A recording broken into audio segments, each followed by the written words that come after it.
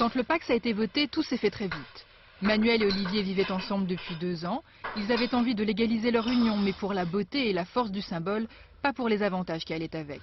Car dans les faits, leur statut de pacsé n'a pas changé grand-chose, ou si peu. Si, j'ai une mutuelle obligatoire et j'ai pu prendre Manuel avec moi. Voilà.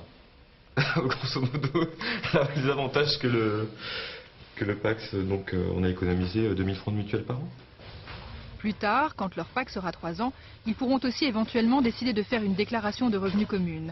Mais pour le reste, la loi ne présente que très peu de bénéfices concrets pour beaucoup de lourdeurs et d'imprécisions.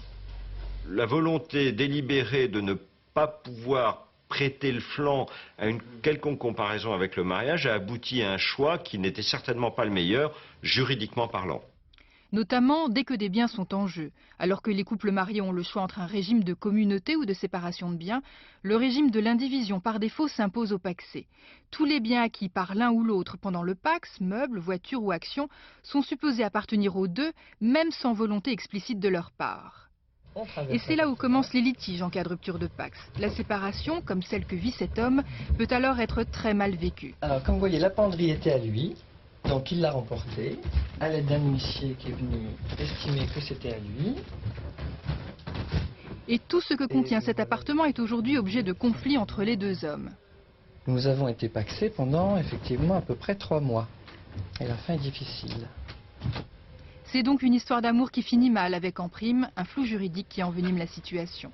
Alors qu'ils étaient encore pacsés, Frédéric et son ami ont acheté une voiture. Et il est parti avec, donc et il a déposé plainte pour le vol des clés. Donc en fait la voiture, d'après mon avocat, nous appartient à tous les deux. Donc ce serait plutôt moi qui devrais réclamer la voiture une semaine sur 2 ou un jour sur 2, où il y a un grand flou. D'autant que l'assurance était à mon nom, la carte grise au sien, donc c'est vrai que c'est assez... Frédéric Ferrier n'est pas pour autant dégoûté du Pacs. Les couples homosexuels n'ont pas d'autre choix pour entériner leur union. Mais la prochaine fois, il s'assurera de faire préciser chaque point du contrat par un notaire, à moins que d'ici là, la loi n'ait évolué.